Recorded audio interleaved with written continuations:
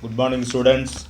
Now we are going to biozoology class, fifth lesson, molecular genetics. Previous class we are discussed about DNA fingerprinting technique. இதற்கு முன்னர் உள்ள வகுப்பில் நாம் DNA ரேகை அச்சிடல் தொழில்நுட்பம் என்பதை பார்த்தோம். Now this class we are discussing about this more to know. The one gene, one enzyme hypothesis. One gene, one enzyme hypothesis. The experiments of this George Peddle.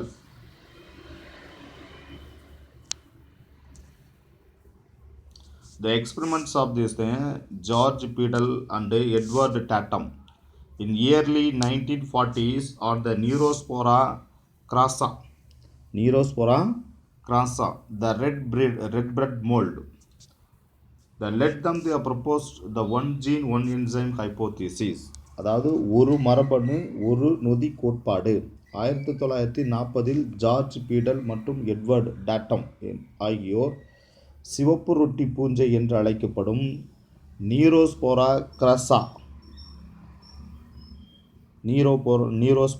கிரஸ்ஸாவில் ஆய்வு செய்த சோதனையில் அடிப்படையில் ஒரு மரபணு ஒரு நொதி கோட்பாடு உருவானது. Which state that the one gene control the protection of the one enzyme. இக்கோட்பாட்டின்படி ஒவ்வொரு நொதியின் உற்பத்தியையும் ஒரு மரபணு கட்டுப்படுத்துகிறது. So that is called as the one gene one enzyme hypothesis. ஒரு மரபணு ஒரு நொதி கோட்பாடு எனப்படுகிறது.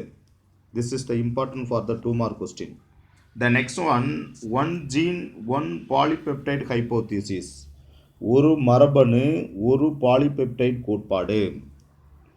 It was observed that the enzyme may be composed of the more than one polypeptide chain and a gene can code for only one polypeptide chain and a gene can code for only one polypeptide chain.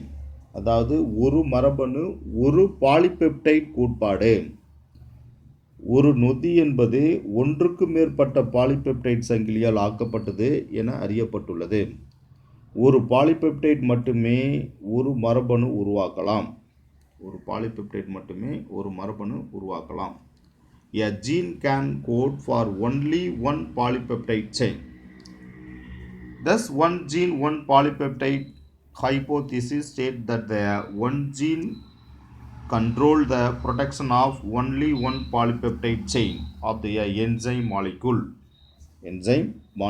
இதனால் ஒவ்வொரு மரபணுவும் நொதியின் மூலக்கூறில் உள்ள ஒரே ஒரு polypeptide சங்கிலியின் உற்பத்தியை மட்டுமே கட்டுப்படுத்தும்.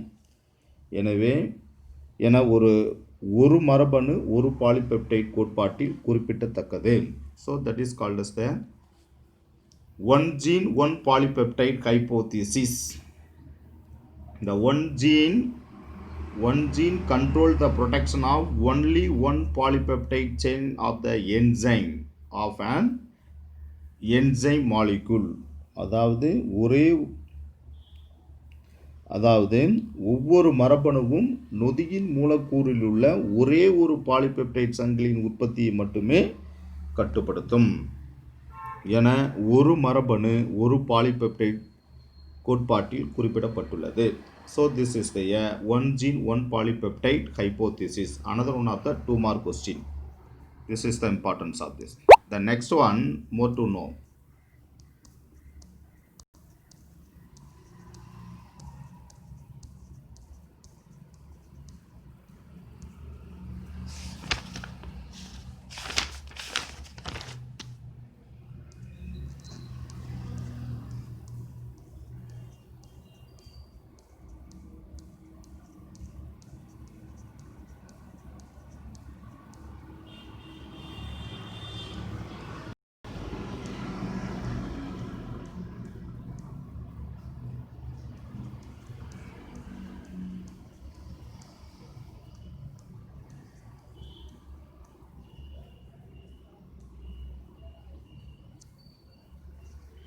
Another one of this, the more to know.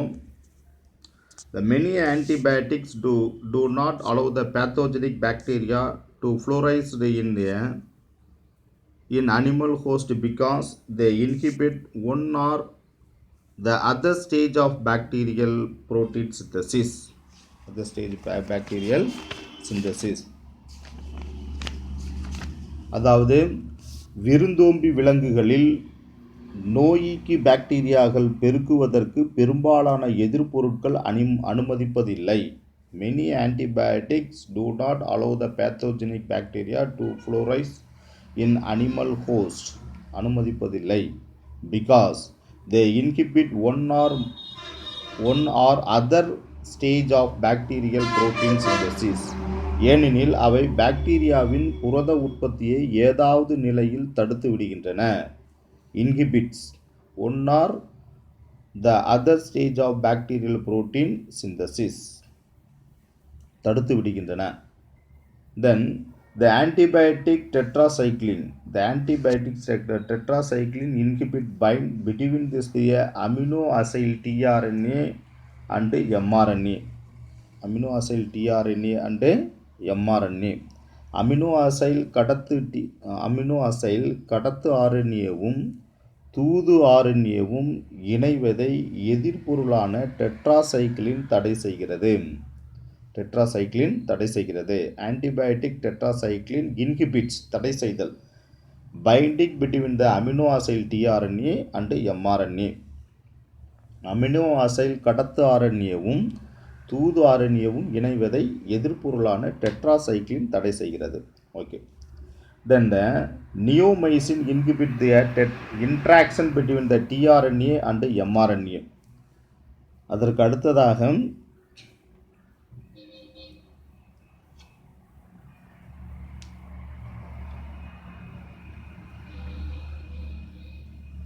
then the கடத்து RNA மற்றும் தூது RNA ஆகியவற்றுக்கு இடையான வினையை நியோமைசின் தடை செய்கிறது. The neomycin inhibit the interaction between tRNA and mRNA.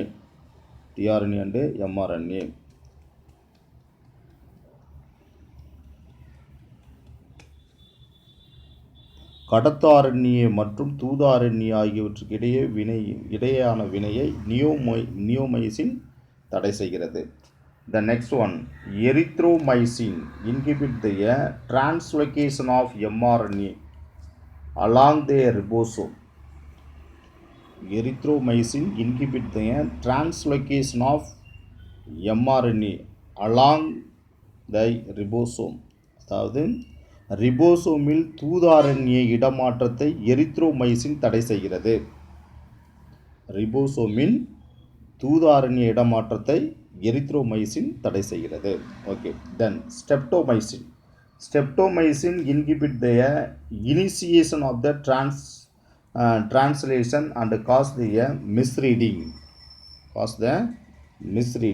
அதாவது ஸ்ட்ரெப்டோமைசின் மொழிபெயர்த்தலில் தொடக்கத்தை தடுத்தும் தவறான படித்தலுக்கு உட்படுகிறது. The streptomycin inhibits the initiation of translation and causes the misreading. Streptomycin மொழிபெயர்த்தலின் தொடக்கத்தை தடுத்து தவறான படித்தலுக்கு உட்படுகிறது. Then next one is the chloramphenicol. The chloramphenicol inhibits the peptidyl transferase and the formation of peptide bonds. Chloramphenicol peptidyl transferase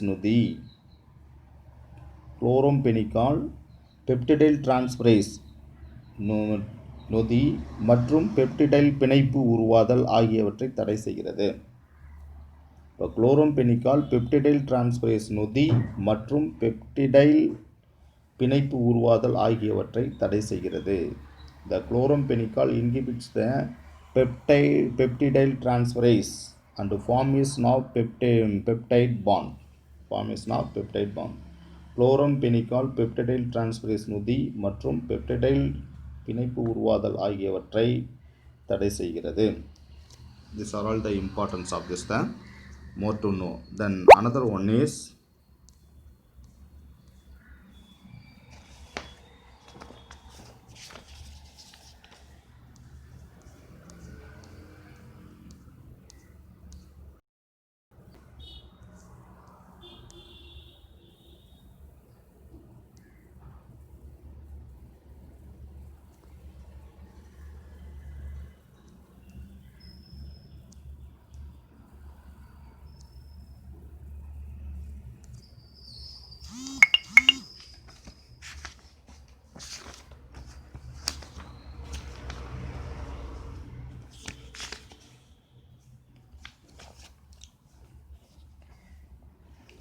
Pharmacogenomics. Pharmacogenomics is a study of how gene affect the person's response to the drugs. அதாவது ஒரு நபரின் மருந்துகளுக்கான துலங்கள் எவ்வாறு மரபணுக்களை பாதிக்கிறது என்பதை பற்றி படிக்கும் அறிவியல் மருந்திய மரபணுவியல் ஆகும். Pharmacogenomics. Pharmacogenomics is the study of how gene affect a person respond to drugs. ஒரு நபரின் மருந்துகளுக்கான துலங்கள் எவ்வாறு மரபணுக்களை பாதிக்கிறது என்பதை பற்றி படிக்கும் அறிவியல் மருந்திய மரபணுவியல் பார்மகோஜீனோமிக்ஸ் எனப்படுகிறது. This relatively new field combines the pharmacology, the science of drugs, and genomics, study of gene and their functions, to develop the effective and safe medications and dose that will be tailored to a person's genetic makeup. அதாவது இது மருந்தியல் pharmacology மருந்தை பற்றி படிக்கும் அறிவியல் மற்றும் மரபணுவியல் genomics மரபணுக்கள் மற்றும் அவற்றின் செயல்களை பற்றிய அறிவியல் இணைந்து உருவான புதிய துறையாகும். ஒரு நபரின் மரபணு உருவாக்கத்திற்கு ஏற்ப மருந்துகளை சரியான அளவில் நன்கு செயல்படக்கூடிய பாதுகாப்பான முறையில் அளிக்க இத்துறை உதவுகிறது. To develop the effective safe medication and doses that will be tailored to a person their genetic makeup. ஒரு நபரின் மரபணு உருவாக்கத்திற்கு ஏற்ப மருந்துகளை சரியான அளவில் நன்கு செயல்படக்கூடிய tailored and a person the genetic makeup நன்கு செயல்படக்கூடிய பாதுகாப்பான முறையில் இத்துறை அளிக்க உதவுகிறது. மரபணு உருவாக்கத்திற்கு ஒரு நபரினுடைய மரபணு உருவாக்கத்திற்கு genetic makeup. So this is the importance of the more to know. Now come to this fifth lesson the finish. Now we can go to this sixth lesson. The sixth lesson, evolution.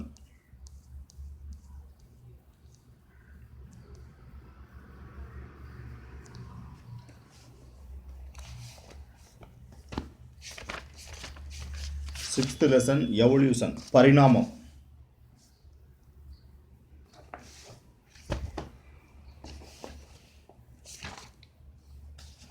So in this the lesson we are discussing about the learning objectives.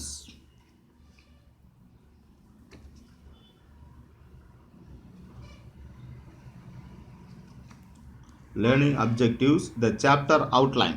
What are the outline of chapter? The evolution, பரிணாமம், sixth lesson. Now we are going to sixth lesson, evolution, பரிணாமம். The chapter outline. பாடத்தினுடைய உள்ளடக்கம். Origin of life, evolution of life form, உயிரின தோற்றம், உயிரின வகைகளின் பரிணாமம். Then second one, geological time scale, புவியியற் கால அட்டவணை. Then third one is the biological evolution, உயிரிய பரிணாமம்.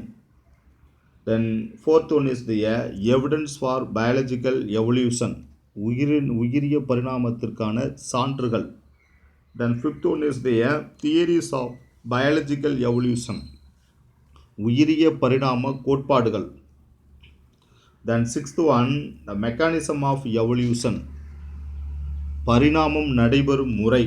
Then seventh one, Hardy-Weinberg principle, Hardy-Weinberg கொள்கை. Then eighth one, origin and evolution of man, மனிதனின் தோற்றம் மற்றும் பரிணாமம். These are all include of this the lesson. இவை இந்த பாடத்தினுடைய உள்ளடக்கமாக காணப்படுகின்றன. Now go to the topic, evolution.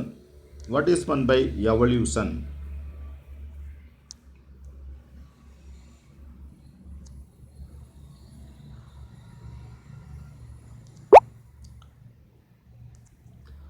The term evolution is used to describe the heritable changes in one or more characteristics of the population of a species from one generation to the other. One generation to the other. So that is called as the evolution. This is important for the 2-mark question. ஒரு இனத்தில் உள்ள ஒரு சிறிய இனத்தின் ஒரு இனத்தில் உள்ள ஒரு சிற்றினத்தின் ஒன்று அல்லது அதற்கு மேற்பட்ட பண்புகளில் ஏற்படும் அடுத்தடுத்த தலைமுறைகளுக்கு கடத்தப்படக்கூடிய மாற்றங்கள் பரிணாமம் எனப்படுகிறது. So that is called as the evolution. The present state the mankind on the earth is the outcome. There are 3 kinds of evolution. There are 3 kinds of evolution. One is the chemical, organic and social or cultural evolution. So there are 3 kinds of evolution. எனவே இன்றைய மனித இனத்தின் 3 நிலை 3 வகை பரிணாம நிகழ்வுகளால் தோன்றியிருக்கலாம். The present state the mankind on the earth, the outcome of a 3 kinds of evolution. இன்றைய மனித இனத்தின் நிலை 3 வகை பரிணாம நிகழ்வுகளால் தோன்றியிருக்கலாம்.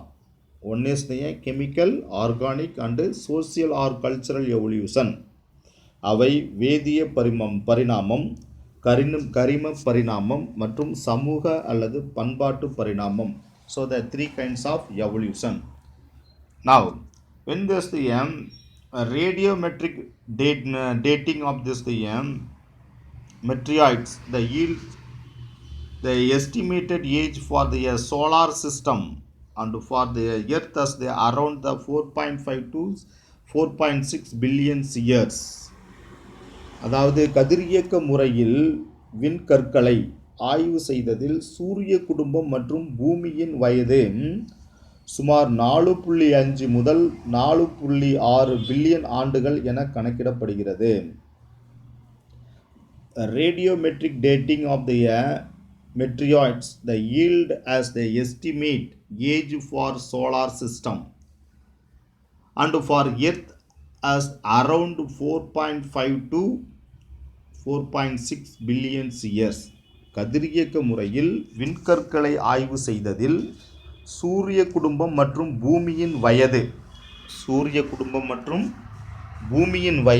சுமார் 4.5 முதல் 4.6 பில்லியன் ஆண்டுகள் என கணக்கிடப்பட்டுள்ளது. The newborn earth remain the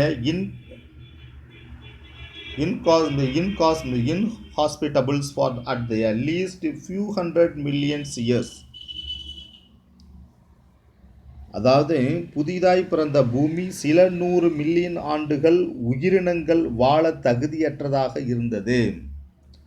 The newborn earth remain the inhospitable, வாழ தகுதியற்ற, remain inhospitable for at least few hundreds millions years.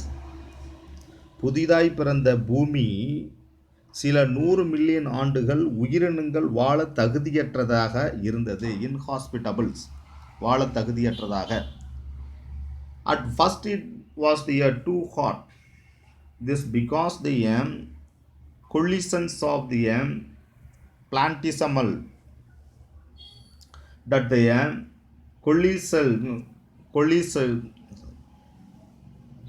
collised to form the earth release much the heat to melt the entire planet.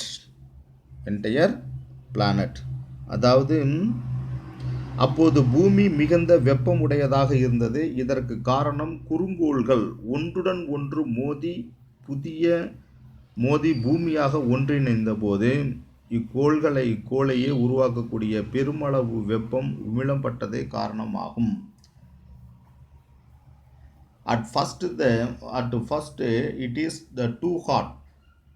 This is because the collisions of this planetesimals that collised to form the earth released the much heat to melt the entire planet. குறுங்கோள்கள் ஒன்றுடன் ஒன்று மோதி பூமியாக ஒன்றிணைந்த போது இக்கோளையே உருவாக்கக்கூடிய பெருமளவு வெப்பம் உமிழப்பட்டதே காரணமாகும். The two hot collisions of the planetesimal and coalesced to form a earth release much heat to melt the entire planet. பெருமளவு வெப்பம் உமிழப்பட்டதே ஆகும். Then the eventually out surface of the earth cooled and solidified to form a crust. இறுதியாக பூமியின் புறப்பரப்பு குளிர்ந்து திடமாகி மேற்பரப்பு உருவாகியது. The eventually outer surface மேற்பரப்பு, the earth cooled and solidified to form the crust. இறுதியாக பூமியின் புறப்பரப்பு குளிர்ந்து திடமாகி மேற்பகுதி உருவானது. Then the water vapor released from the planet in interior cooled and condensed to form a ocean. அதே போன்று பூமியினுடைய உட்பகுதியிலிருந்து வெளியேறிய நீராவி குளிர்ந்து பெருங்கடலாக மாறின. The water vapor released from the planets, the interior cooled and condensed to form a ocean. பூமியினுடைய உட்பகுதி, பூமியில் உள்ள உட்பகுதியிலிருந்து வெளியேறிய நீராவி குளிர்ந்து பெருங்கடலாக மாறின. So this is the importance of this. Then hence the origin of life.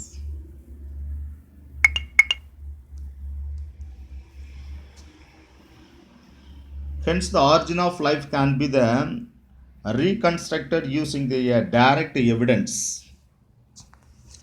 அதே போன்று எனவே பூமியில் உயிரின தோற்றத்தின் மறைமுக சான்றுகள் உதவியால் மறுகட்டமைக்க முடியும். Hence the origin of life reconstructed மறுகட்டமைப்பு using the indirect evidence. எனவே பூமியில் உயிரின தோற்றத்தினை மறைமுக சான்றுகள் உதவியால் மறுகட்டமைக்க முடியும்.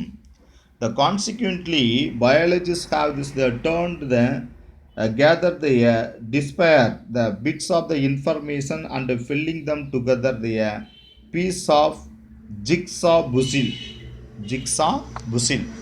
அதாவது உயிரியல் வல்லுநர்கள் வேறுபட்ட தகவல்களை சேகரித்து அவற்றை திகைப்பழி புரிதல், ஜிக்ஸா புசில், திகைப்பழி புரிதல், துண்டுகள் ஒட்டுவது போன்று ஒன்றிணைக்கின்றனர். The biologists have turned to gather the disparate bits of the information and filling them together like piece of a jigsaw puzzle. அதாவது உயிரிய வல்லுநர்கள் வேறுபட்ட தகவல்களை சேகரித்து அவற்றை திகைப்பழி புரிதல் துண்டுகள் ஒட்டுவது போல ஒன்றிணைக்கின்றனர். The many theories have been proposed, they explain the origin of life. Few have been discussed. இந்த உயிரியல் தோற்றம் குறித்து பல்வேறு கோட்பாடுகள் காணப்படுகின்றன. The few have been, now we are discussing about it. அவற்றில் ஒரு சில நாம் இப்பொழுது பார்ப்போம். The first one is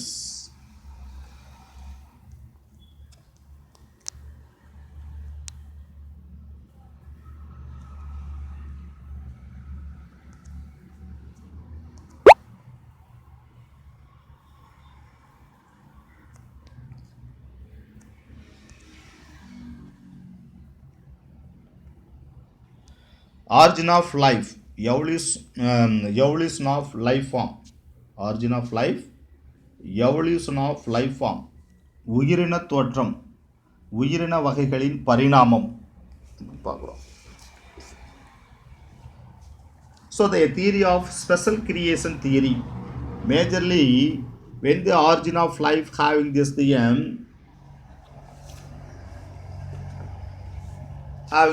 four type of this the theory. What are this the theory? One is the special creation, theory of spontaneous, Big Bang theory, theory of biogenesis, theory of chemical evolution. theory of chemical evolution. So these are all the theories of origin of life. One is the special creation theory, theory of spontaneous generation, Big Bang theory third aim, fourth one is the biogenesis, then fifth one is the theory of chemical evolution. So having this five different theory in the five different type of their theories have based on the origin of life, உயிரின தோற்றம் என்பதை பற்றி கோட்பாடு 5 வகையான கோட்பாடுகள் காணப்படுகின்றன. First one is the theories of the special creation theory, special creation, சிறப்பு படைத்தல் கோட்பாடு. Then second one is the theory of spontaneous generation, தான் தோன்றல் கோட்பாடு. Then third one is the Big Bang theory, பெருவெடிப்பு கோட்பாடு. Then fourth one is the theories of biogenesis, உயிர்வழி கோட்பாடு, உயிர்வழி தோற்ற கோட்பாடு. Then fifth one is this theories of chemical evolution, வேதிய பரிணாம கோட்பாடு. So having this the five theory, the based on this the theory, the origin of life. எனவே இந்த 5 கோட்பாட்டின்படி உயிரினங்கள் தோற்றம் அடைந்திருக்கின்றன. உயிரினங்கள் தோற்றம் அடைந்திருக்கின்றன. The first one is this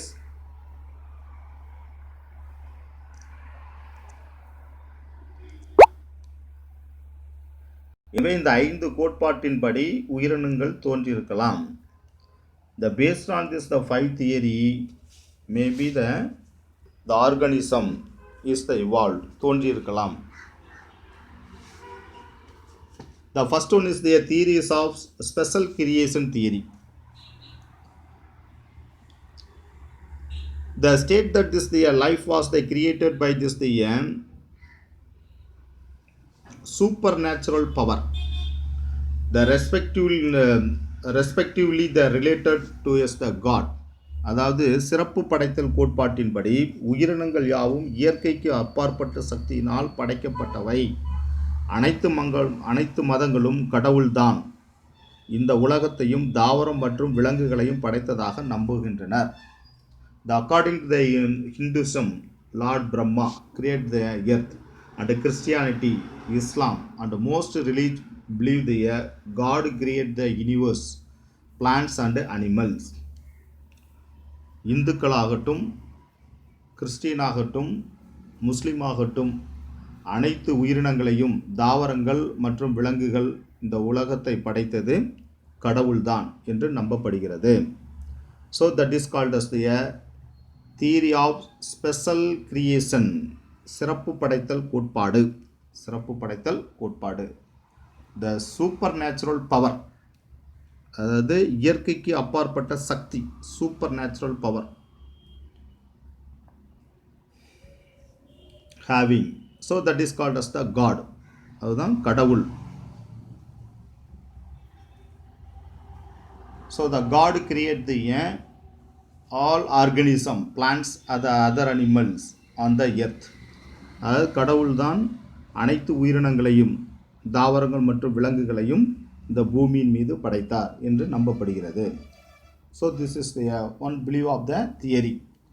இது ஒரு கோட்பாடு நம்பப்படுகிறது. Then second one is this, according to the theory spontaneous generation, தான் தோன்றல் கோட்பாடு அல்லது உயிரின்றி உயிர் தோன்றல், பயோஜெனிசிஸ், உயிரின்றி உயிர் தோன்றுதல், நான் லிவிங் ஆர்கானிசத்திலிருந்து லிவிங் ஆர்கானிசம் தோன்றுதல், அல்லது தியரி ஆஃப் ஸ்பான்டேனியஸ் ஜெனரேஷன், தான் தோன்றல் கோட்பாடு, ஸ்பான்டேனியஸ் தானாகவே தோன்றுதல். The living organism originate from the non-living materials and occurred through the stepwise the chemical and molecular evolution over millions of the year. The Thomas Huxley and coined the term the abiogenesis.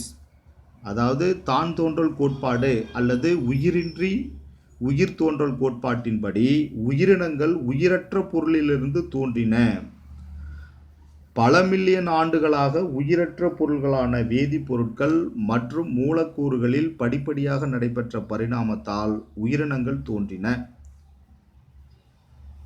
They occurred through the stepwise the chemicals and molecular evolution over millions of years. Over millions of years. உயிரற்ற பொருள்களான வேதிப்பொருட்கள் மற்றும் மூலக்கூறுகளில் படிப்படியாக நடைபெற்ற பரிணாமத்தால் உயிரினங்கள் தோன்றின. Step wise படிப்படியாக நடைபெற்ற பரிணாமத்தால் உயிரினங்கள் தோன்றின. உயிரற்ற பொருளிலிருந்து பல மில்லியன் ஆண்டுகளாக உயிரற்ற பொருள்களான வேதிய பொருட்கள் மற்றும் மூலக்கூறுகளில் படிப்படியாக நடைபெற்ற பரிணாமத்தால் உயிரினங்கள் தோன்றின. உயிரின்றி உயிர் தோன்றல், ஏபயோஜெனிசிஸ். That is called as the abiogenesis. They originated from the non-living materials and occurred through the stepwise the chemical and molecular evolution over millions of years. Over millions of years. பல மில்லியன் ஆண்டுகளாக உயிரற்ற பொருள்களான வேதிய பொருட்கள் மற்றும் மூலக்கூறுகளின் படிப்படியாக நடைபெற்ற பரிணாமத்தால் உயிரினங்கள் தோன்றின. So that is called as the abiogenesis. உயிரின்றி உயிர் தோன்றல். So the Thomas Huxley coined the term the abiogenesis. உயிரின்றி உயிர் தோன்றுதல் என்ற பதத்தை சொல்லை உருவாக்கியவர் Thomas ஹெக்ஸ்லி. This is the important for the 1 mark question. Then third theory is known as the Big Bang theory. பெருவெடிப்பு கோட்பாடு, Big Bang theory. They explain the origin of universe as the singular huge explosions, the physical term. பெருவெடிப்பு கோட்பாடு இந்த பேரண்டம் ஒற்றை பெருவெடிப்பினால் எவ்வாறு தோன்றியது என்பதை விளக்குகிறது. இந்த பேரண்டம் யூனிவர்ஸ்னா பேரண்டம் ஒற்றை வெடிப்பினால் எவ்வாறு தோன்றியது என்பதை விளக்குகிறது. Big bang theory. The Big Bang theory explained the origin of universe, பேரண்டம், as a single huge explosion, ஒற்றை வெடிப்பினால் எவ்வாறு தோன்றியது. In the physical term, எவ்வாறு தோன்றியது என்பதை விளக்குகிறது. The primitive earth had no proper atmosphere but consists of the ammonia, methane, hydrogen and water vapor. அதாவது தொடக்க கால பூமியின் சரியான வளிமண்டலம் இல்லை. Primitive earth had no proper atmosphere. தொடக்க கால பூமியில் சரியான வளிமண்டலம் இல்லை. But consist of the ammonia, methane, hydrogen and water vapor. ஆனால் அம்மோனியா, மீத்தேன், ஹைட்ரஜன் மற்றும் நீராவி போன்றவை இருந்தன. The temperature of the earth was extremely high. ஆனால் அக்காலத்தில் பூமியின் காலநிலை மிகவும் வெப்பத்துடன் இருந்தது. The temperature of the earth was extremely high. பூமியினுடைய வெப்பம் இவற்றில் அதிகமாக காணப்பட்டது. அக்காலத்தில் பூமியினுடைய காலநிலை மிகவும் வெப்பத்துடன் காணப்பட்டது.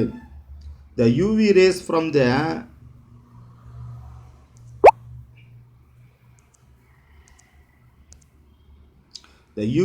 from the sun split up the water molecules into the hydrogen and oxygen. சூரியனிலிருந்து வரும் புறஊதா கதிர்கள் நீர் மூலக்கூறை ஹைட்ரஜனாகவும் ஆக்சிஜனாகவும் பிரித்தது. The UV rays from the sun split up water molecules into hydrogen and oxygen. அதாவது சூரியனிலிருந்து வரும் புறஊதா கதிர்கள் நீர் மூலக்கூறை ஹைட்ரஜனாகவும் ஆக்சிஜனாகவும் பிரித்தது. Gradually the temperature cooled and the water vapor condensed to form the rain.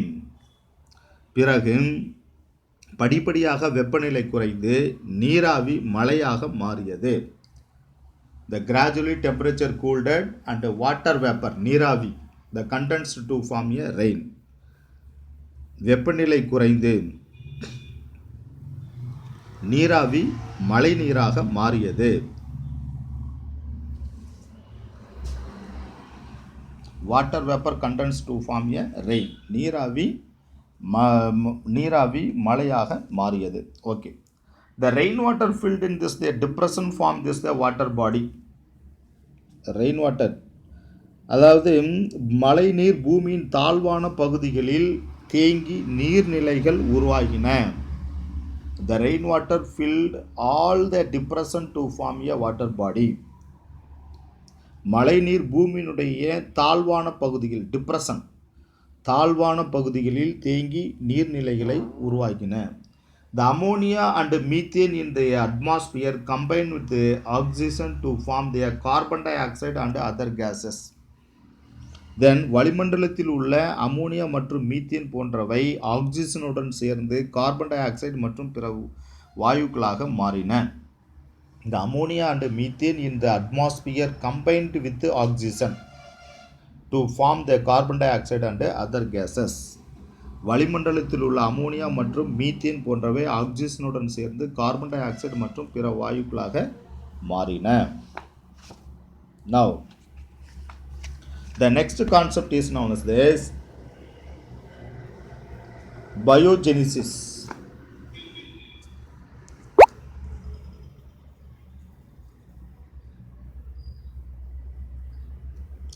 Theory of biogenesis.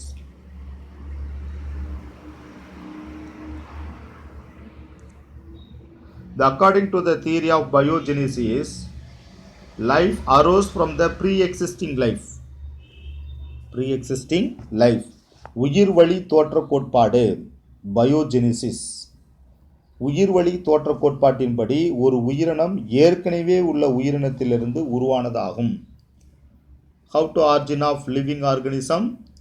The theory of biogenesis, life that arose from the pre-existing life. உயிர்வழி தோற்ற கோட்பாட்டின்படி ஒரு உயிரினம் ஏற்கனவே உள்ள உயிரினத்திலிருந்து உருவானதாகும். Pre-existing life. The life arose from pre-existing life. ஒரு உயிரினம், இந்த கோட்பாட்டின்படி, உயிர்வழி தோற்ற கோட்பாட்டின்படி ஒரு உயிரினம் ஏற்கனவே உள்ள உயிரினத்திலிருந்து உருவானது. Pre-existing life. Life arose from the pre-existing life.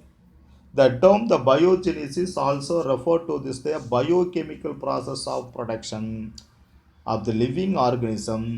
This the term was coined by Henry Bastian. இக்கோட்பாட்டின்படி உயிர் வேதியியல் நிகழ்ச்சிகளால் உயிரினங்கள் உருவாக்கப்பட்டன. The biochemical process of the production of living organism. கோட்பாட்டின்படி உயிர் வேதியியல் நிகழ்ச்சிகளால் உயிரினங்கள் உருவானது. இச்சொல்லை உருவாக்கியவர் Henry Bastian. Who was the term coined the biogenesis? Henry Bastian. Henry Bastian என்பவர் இந்த உயிர்வழி கோட்பாட்டு என்ற சொல்லை உருவாக்கினார்.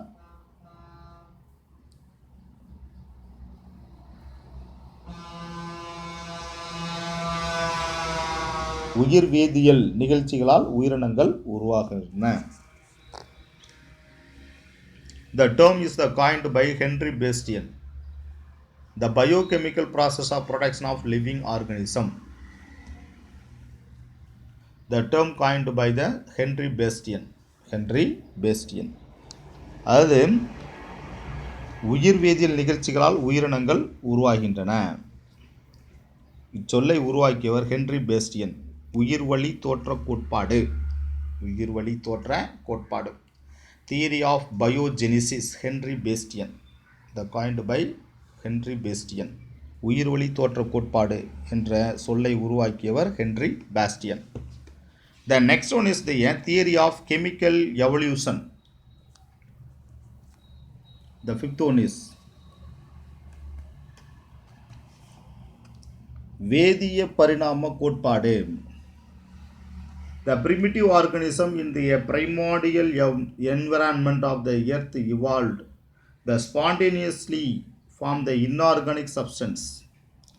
அதாவது வேதிய பரிணாம கோட்பாட்டின்படி பூமியில் ஆரம்பகால சூழலில் தொன்மையான உயிரினங்கள் கனிம பொருட்கள் மற்றும் இயற்பியல் காரணிகளான மின்னல், புற ஊதா கதிர்கள், எரிமலை செயல்கள் மற்றும் பின்வருவனற்றின் உதவியால் தானாகவே தோன்றியிருக்கலாம். தானாகவே தோன்றியிருக்கலாம். According to the theory of chemical evolution, வேதிய பரிணாம கோட்பாட்டின்படி primitive organism in the primordial environment of the earth evolved spontaneously from the inorganic substance and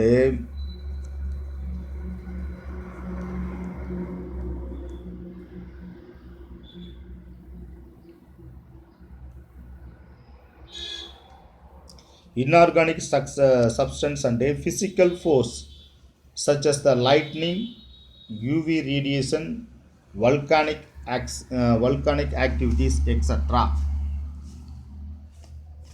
அதாவது வேதிய பரிணாம கோட்பாட்டின்படி பூமியில் உள்ள ஆரம்பகால சூழலில் தொன்மையான உயிரினங்கள் கனிம பொருட்கள் மற்றும் இயற்பியல் காரணிகளான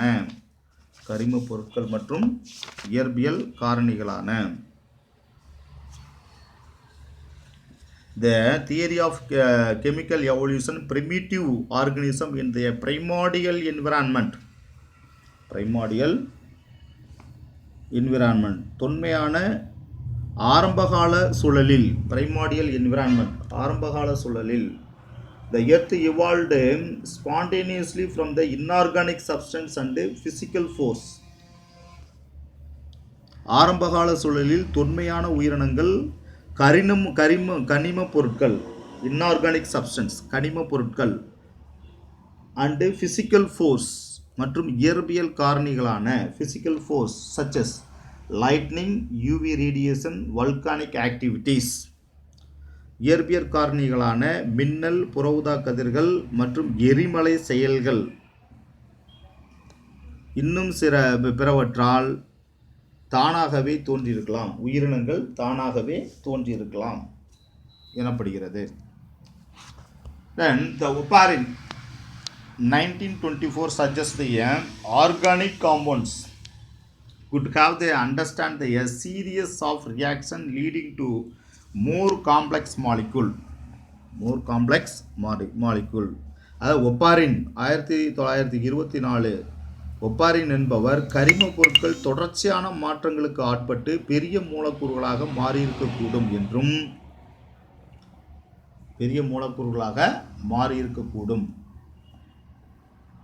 Then he proposed that the molecule form this the colloidal aggregate of this the conservates in an aquatic environment. தொடர்ச்சியான மாற்றங்களுக்கு ஆட்பட்டு பெரிய மூலக்கூறுகளாக மாறியிருக்கக்கூடும் என்றும், இம்மூலக்கூறுகள் திரவ ஊடகத்தில் கூழ்ம திரள்களாக அல்லது கொசர்வேட்டுகளாக மாறியிருக்கலாம். திரள்களாக அல்லது the colloidal aggregatesனா கூழ்ம திரள்களாக அல்லது கொசர்வேட்டுகளாக மாறியிருக்கலாம். This is the important for the 2 mark questions. The concept of the Oparin 1924 suggests the organic compound could have this undergoes a serious reaction leading to more complex molecules. Oparin என்பவருடைய கருத்தின்படி கரிம பொருட்கள் தொடர்ச்சியான மாற்றங்களுக்கு ஆட்பட்டு தொடர்ச்சியான மாற்றங்களுக்கு ஆட்பட்டு பெரிய மூலக்கூறுகளாக மாறி இருக்கக்கூடும். have undergo a serious reaction leading to the more complex molecules, பெரிய மூலக்கூறாக மாறி இருக்கக்கூடும் என்றும், he proposed that the molecule formed the colloidal aggregates or the conservates in an aqueous environment. பிறகு இம்மூலக்கூறுகள் திரவ ஊடகத்தில் கூழ்ம திரள்களாக கொலாய்டல் அக்ரிகேட்ஸ் கூழ்ம திரள்களாக அல்லது கொசர்வேட்டுகளாக மாறியிருக்கும். Colloidal aggregates are the coacervates in an aqueous environment கொசர்வேட்டுகளாக மாறியிருக்கலாம் என்று கருதப்படுகிறது நீர்நிலைகளில். Then the conservates were able to absorb and assimilate organic compounds from the environment. The கூழ்மத்திரள்கள் சுழலிலிருந்து கரிம பொருட்கள் உறிஞ்சி தன்மயமாகின்றன. அசிமுலேட் தன்மயமாகின்றன, உறிஞ்சி தன்மயமாகின்றன. the கூழ்ம திரள்கள் conservates were able to observe and assimilate the organic compounds from the environment. இந்த கூழ்ம திரள்கள் சூழலிலிருந்து கரிம பொருட்களை உறிஞ்சி தன்மயமாக்குகின்றன. assimilate தன்மயமாக்குகின்றன. The next the Haldane. The Haldane 1929 proposed the primordial sea served as a vast chemical laboratory powered by a solar energy. அதற்கு அடுத்தபடியாக Haldane என்பவரின் கூற்றுப்படி ஆரம்பகால கடல் சூரிய ஒளி ஆற்றலை பெற்று மிகப்பெரிய வேதியியல் ஆய்வகமாக செயல்பட்டது. ஆரம்ப காலத்தில் கடல் சூரிய ஒளி ஆற்றலை பெற்று கடல் இப்போ வேதியியல் ஆய்வகமாக செயல்பட்டது அப்படிங்கிறார். யார்? Haldane. when 1929 proposed a primordial sea serves as a vast chemical laboratory. கடல் ஒரு பெரிய ஆய்வகமாக செயல்பட்டது. the powered by the solar energy. எதனால? சோலார் எனர்ஜி, சூரிய ஆற்றலை பெற்று கடல் மிகப்பெரிய வேதியியல் ஆய்வகமாக செயல்பட்டது அப்படின்னு சொல்றார். யார்? Haldane. then the atmosphere was oxygen free. அப்போ பார்த்தீங்கன்னா அட்மாஸ்பியர் வளிமண்டலத்தில் ஆக்சிஜன் இல்லை. Atmosphere was oxygen free. அட்மாஸ்பியரில் வளிமண்டலத்தில் ஆக்சிஜன் இல்லை. and a combination of the CO2, methane and UV radiation have rise to the organic compounds. வளிமண்டலத்தில் ஆக்சிஜன் இல்லை. மேலும் கார்பன் டை ஆக்சைடு, அமோனியா மற்றும் புற ஊதா கதிர்கள் ஒன்றிணைந்து கரிம பொருட்களை உருவாக்கின. when the atmosphere was the oxygen free, oxygen வளிமண்டலத்தில் இல்லை. and the combination of the carbon dioxide, methane and UV radiation have rise to organic compounds. மேலும் கார்பன் டை ஆக்சைடு, அமோனியா மற்றும் புற ஊதா கதிர்கள் ஒன்றிணைந்து கரிம பொருட்களை உருவாக்கின்றன. then the sea, because the hot dilute soup contained a large population of the organic monomers and polymers.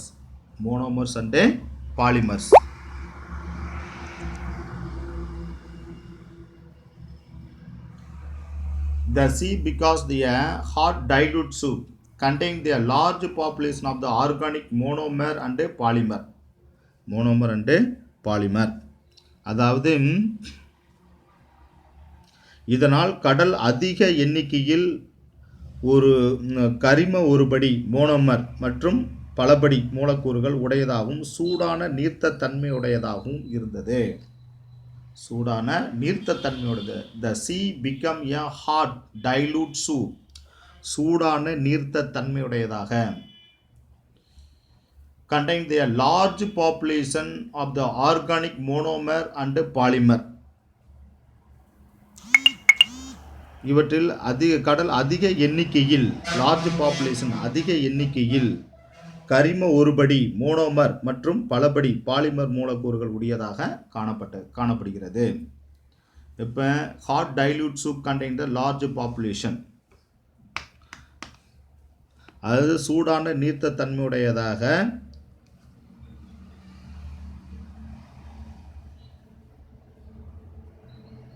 கடல் அதிக எண்ணிக்கையில் கரிம ஒருபடி மோனோமர் மற்றும் பலபடி பாலிமர் மூலக்கூறுகள் உடையதாக காணப்படுகிறது. then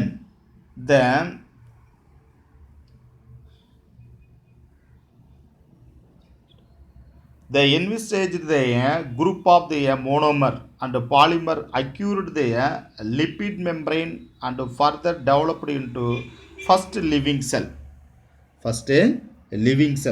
பின்பு அவை உயிருள்ள செல்லாக மாறியதாக. மேலும் இவற்றினுடைய ஒருபடி மற்றும் பலபடி மூலக்கூறுகள் கொழுப்பு உரையினை பெற்று அவை உயிருள்ள செல்லாக மாறியதாக அறிஞர்கள் கருதினார்கள். after that, when have the monomer and polymer, the monomer and polymer acquired lipid membrane and further developed into first living cell. They envisaged that the group of monomer and polymer acquired a lipid membrane and further developed into first living cell. First living cell. இந்த ஒருபடி மற்றும் பலபடி மூலக்கூறுகள் கொழுப்பு உறையினை பெற்று lipid membrane கொழுப்பு உறையினை பெற்று பின்பு அவை உயிருள்ள செல்லாக மாறியதாக அறிஞர்கள் கருதினர். So the Haldane coined the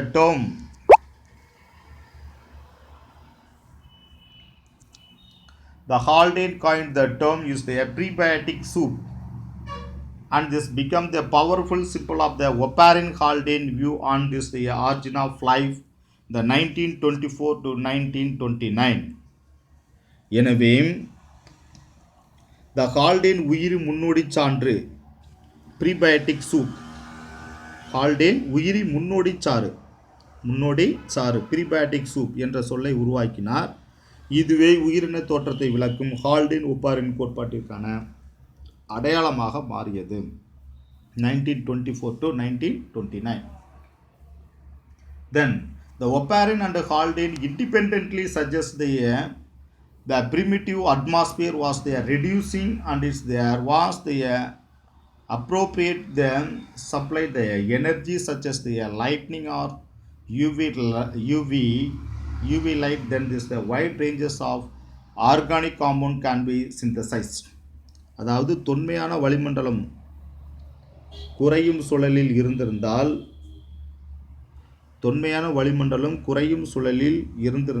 மின்னல் அல்லது புற ஊதா கதிர்கள் மூலம் தேவையான சக்தியும் கிடைத்திருந்தால் பல்வேறு வகை கரிம மூலக்கூறுகள் உருவாக்கியிருக்க முடியும் என்று ஒப்பாரின் மற்றும் ஹால்டேன் ஆகியோர் தனித்தனியே தமது கருத்துக்களை வெளிப்படுத்தினர். ஒப்பாரின் அண்ட் ஹால்டேன் இண்டிபெண்டன்ட்லி சஜஸ்ட். ஒப்பாரின் மற்றும் ஹால்டேன் ஆகியோர் தனித்தனியே தனது கருத்துக்களை வெளிப்படுத்தினர். எவ்வாறு? The primitive atmosphere was reducing and there was the appropriate supply the energy such as the lightning or UV light. அதாவது மின்னல் அல்லது புற ஊதா கதிர்கள் மூலம் தேவையான சக்தியை கிடைத்திருந்தால், தொன்மையான வளிமண்டலம் குறையும் சூழலில் இருந்திருந்தால், மின்னல் அல்லது புற ஊதா கதிர்கள் மூலம் தேவையான சக்தி கிடைத்திருந்தால் பல்வேறு வகை மூலக்கூறுகள் உருவாக்கியிருக்க முடியும். The primitive atmosphere was the reduce. தொன்மையான வளிமண்டலம் குறையும் சூழலில் இருந்திருந்தால், அதான் primitive atmosphere was reducing, and if there was appropriate the supply of the energy such as the lighting, அல்லது புற ஊதா கதிர்கள் மூலம் தேவையான சக்தி கிடைத்திருந்தால், லைட்டிங்னா சக்தி, தேவையான சக்தி கிடைத்திருந்தால், or the UV light, then the wide ranges of atmosphere organic compound can be synthesized.